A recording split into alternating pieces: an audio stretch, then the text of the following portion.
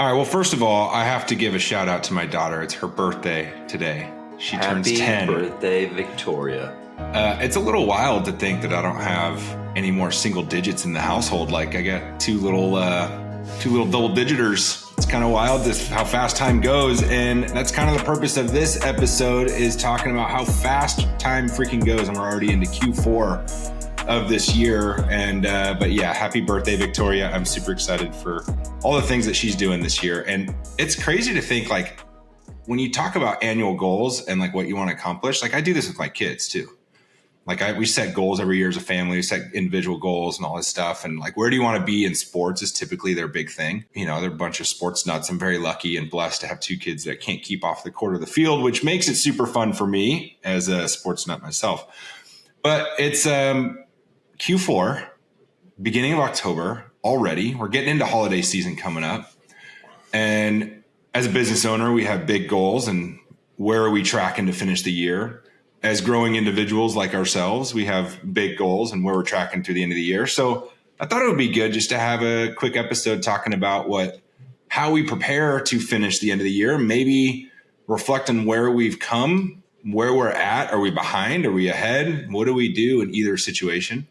Or are we right on track? And what do we continue to do? We push for more.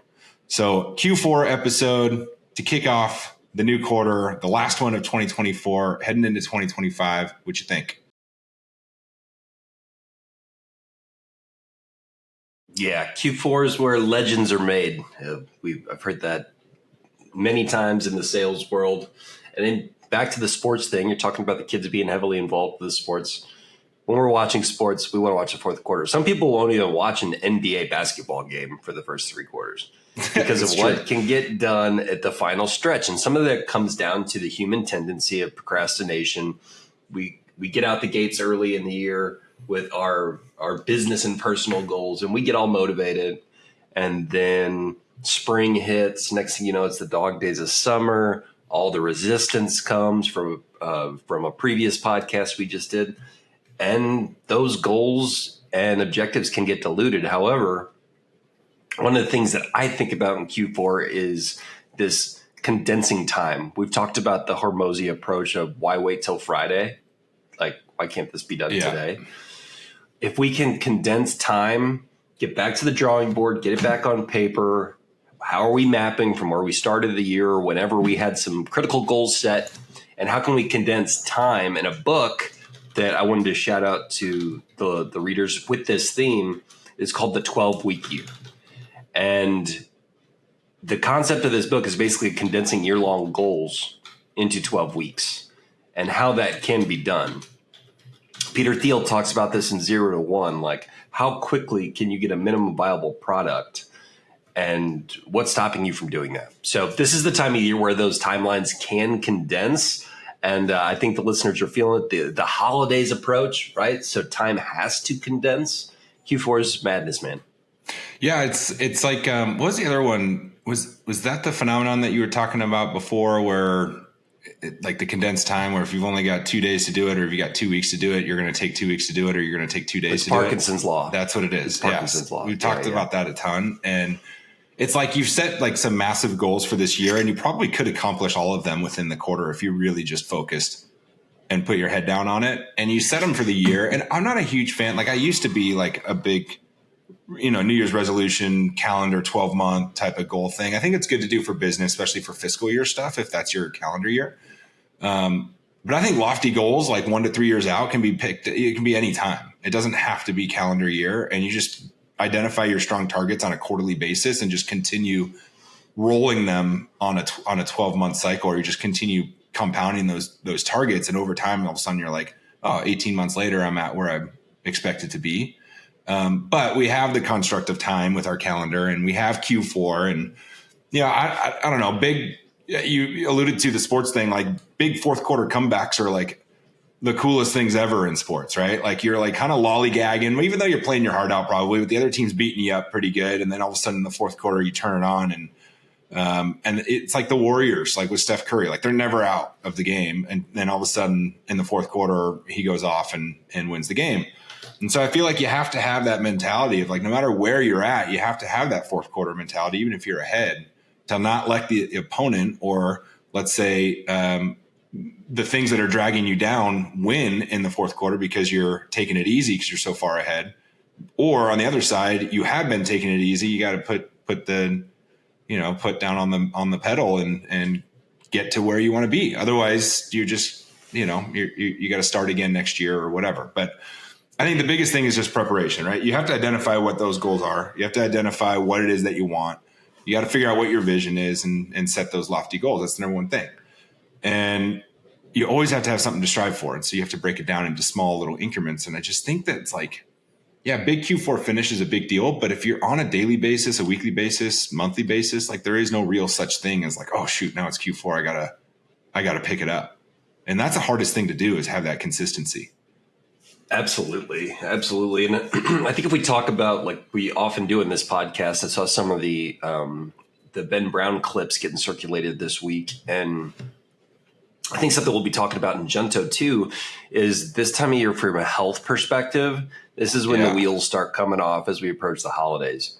So I know myself specifically, I'm doing a really intensive October to just go into the holidays really intentional this year. Not let the wheels come off from a food or libation perspective. What are you doing? What's going to be intense? It'll be a real strict carnivore. I'm doing the carnivore diet mostly. I've never stuck to it 100%, but it helps from a reset perspective. A couple of the kind of cleanses that I do are on the map and on the books, and Paul is aligned with it too. So it's going to be a really good October. Nice. But health wise, I think it's the most important quarter for that. If you can get some of that January motivation pulled forward, maybe make some ongoing lifestyle changes. Q4 is a great time to do it. Because again, I think what we're talking about here is urgency, right? Yeah. Like you just mentioned the Q4 and back to the sports metaphor, taking our timeouts. Timeouts are usually used more heavily in the final minutes. In the final minutes, and taking those timeouts to make sure that you're focusing on the right thing. These are back to the fundamentals of this podcast. But I think some of the listeners will hopefully go to the pen and paper and take a look at the drawing board for the year as a whole. Yeah, I think the health thing's an easy one. Like that's a big New Year's resolution for most people, but you nailed it. Let's bring January up a bit, because it's going to be slow go, especially if you don't have a healthy routine today. Like, okay, I'm just going to wait until January. Well, you're just going to lose 3 months and back yourself up even more. And it's going to give you another opportunity to quit or skip your next workout or whatever when you start in January after you've been indulging for the last 3 months going through the holidays. So one of the tricks that I do is, I've gotten back into running and, different things like that, and just sign up for something that you have to work towards that's going to be taking place in January. Right. So like the Rock and Roll Half Marathon every year is in January. And last year I remember signing up for it in September or October last year, purely for the reason to get into shape and start working out and keep up the discipline and consistency during Q4. So that way I could hit January off and running. I was like, okay, I'm going to complete this race in January. And then I'm like set for the rest of the year. Like now I've developed the identity shift to continue going. Had I not signed up for the race, I might've indulged all of Q4. And then like, okay, now let's start getting into gear. And then now all of a sudden it's February, March, and I really haven't started. And then it's like, as you mentioned, you get into spring and dog days of summer and you're traveling and all this stuff. So this is a great opportunity to take that step.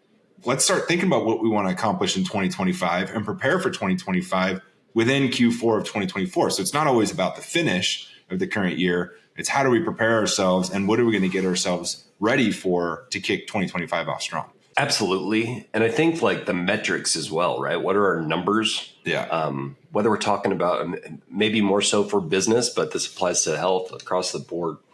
What do those KPIs look like? What gets measured? Yeah. But like from a business standpoint, you're right. Like we set arbitrary, like we forecast. So like going to the business side, we forecast every year where we think we're going to finish revenue wise, where we think we're going to finish profit margin wise.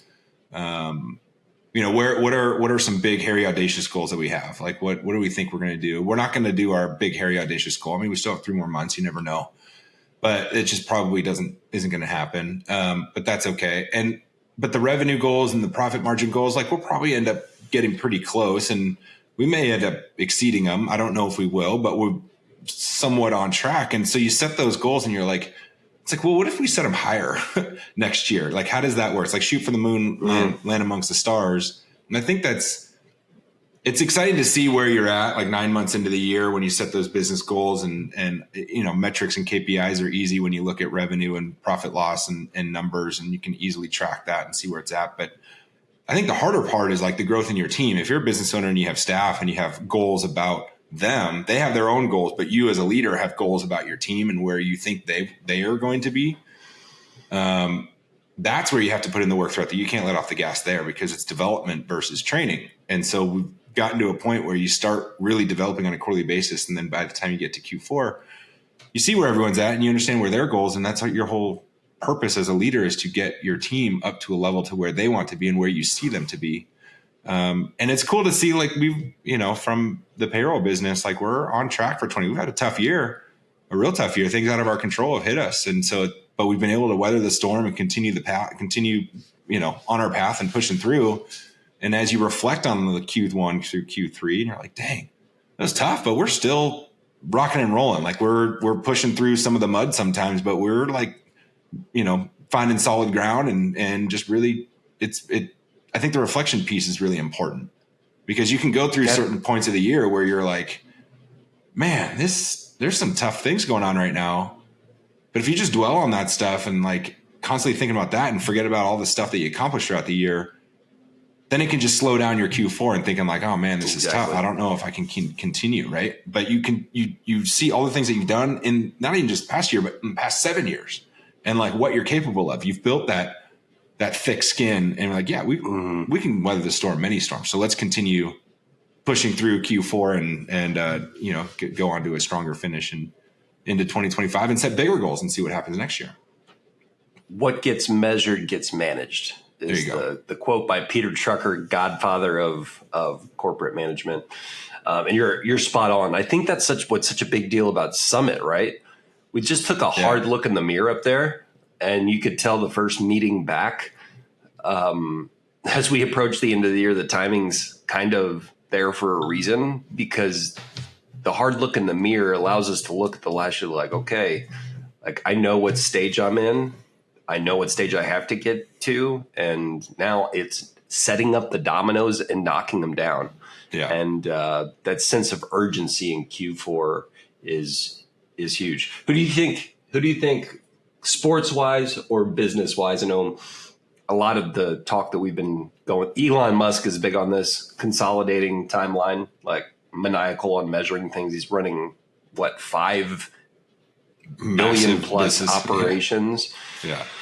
He has to constantly condense timeline. Like some people, the folks making real dents on the universe are doing this constantly. This isn't just Q4.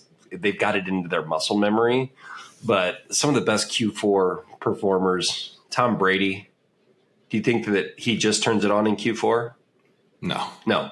There's a gear. Yeah. Like there's an extra gear that is a muscle that you have to develop.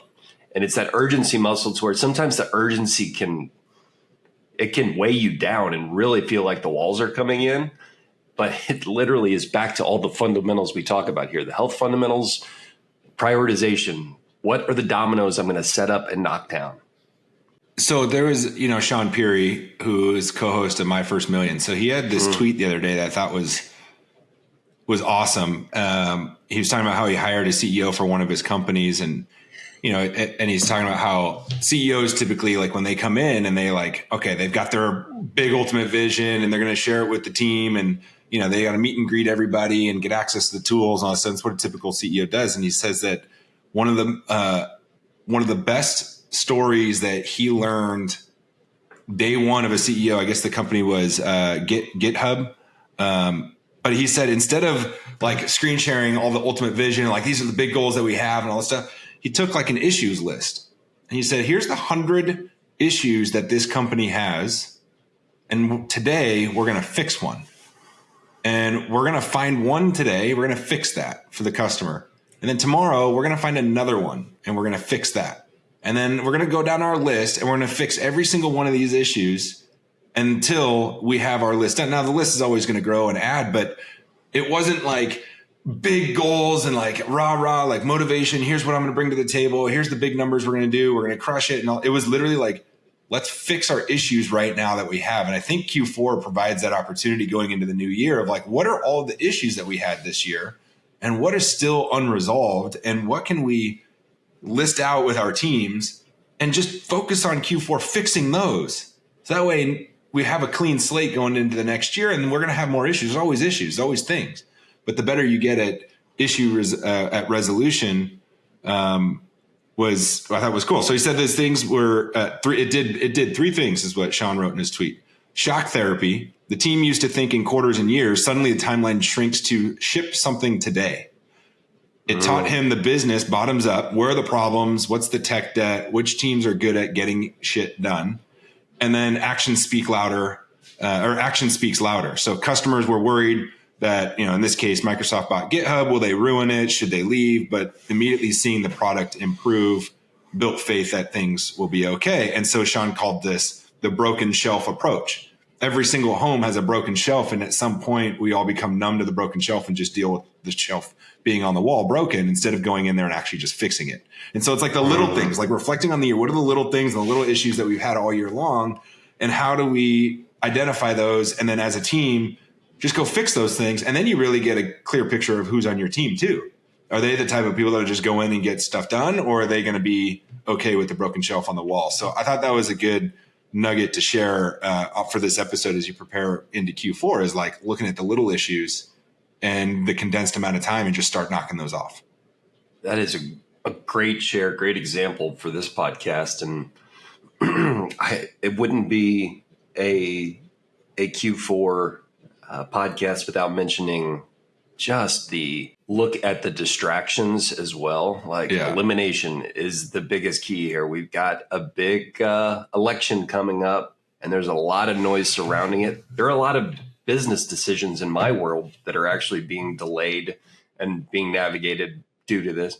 Dude, I can't. Correct. So it's just so like frustrating, especially when, it's kickoff podcast talking about kids and whatnot, and you're watching like a game or something, and then the commercial is just constant political ads, and it's just brutal. It's like the worst time of year. Like everyone's got their own thoughts, everyone's got their own votes, and everyone's entitled to all of that. But some of the stuff that they're, bashing each other on TV is just like, it's tough to sit there and watch some of that stuff. And it's like, man, let people do their own research. And it is a chance to look at your values, right? We spent so much time at the summit this year talking about values and map to those. And yes, this isn't have the head in the sand and not know what's going on in the world. But if it's taking up multiple hours of your day, because it does add up, every article that you click on, every reel that you look at, if it's getting a large portion of your cognitive load, it might be time to take a look in the mirror on what's the impact that starts with me. The political landscape can get really, it can weigh on you a ton, but how does it map back to what's in your circle and what the life that you're living, how you can have an impact in your business, the people that are around you, your friends and family, and take some action on that impact that you want to have in the world. You're just going to see the ripple effects around you in your life where you can actually feel them, not necessarily on a political election platform. Yeah. Well, I mean, I've always had, I feel like if you're so worried or you're so jacked up about what's going to happen or what things are like, get involved. Like if you want change, like if you're, instead of just sitting back and being pissed off or, worried about what's going to happen or whatever side you're on, it doesn't matter, but get involved and go make change for that. If it's going to consume your time, right? At the end of the day, don't be an armchair quarterback 100%. Like we are we're going to be today for our NFL teams. I know. Or a backseat driver, or if your spouse is in the passenger seat and saying, why didn't you turn left there? We could have been faster if we turned right. Like, do you want to drive?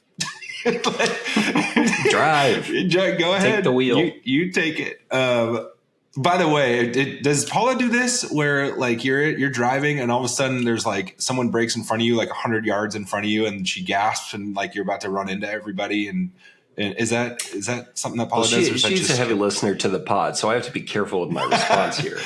Yeah. But yes, there are some audible Irish wails when I'm driving sometimes, and it will never be solved what good that Paula thinks is going to be done by making an audible gasp. But I know that it's not controllable all the time, but I have never, knock on wood, got into an accident with her in the car. But yes. It's like I saw this. It's like I never got into an accident once. Before I was. I should not have said that. Before I was married, I just ran into everybody all the time. Your driving immediately improved. Yeah, and all of a sudden now it's because 100 yard the brake lights and dude, you're not even watching. I'm driving. Do you want to drive? Oh man, it's so funny. Sorry, a bit of a tangent there, but Q4 goals, maybe hold down on limit the gasping and not freak us out thinking there's something happening that's not really happening. just breathe. Breathe. Exactly. Well, I think that's the pod. It's Q4. Break down Q4 into 3 mini months. Take them at 12-week sprints. Eliminate the distractions. What are the priorities that you started off with the year, or if they've switched? Dial deep on those as you think about 2025. You and I've talked about last year was a Jordan year. We were like, okay, we didn't hit some of the goals we wanted. This year's Kobe year. I feel like we made a ton of progress. Yeah. The Mamba year. We got to figure out what 25 is, but it is on approaches. Let's make Q4 big. It's where legends are made, and let's reverse engineer some success to close out 24 strong. I love it. Back at you next week.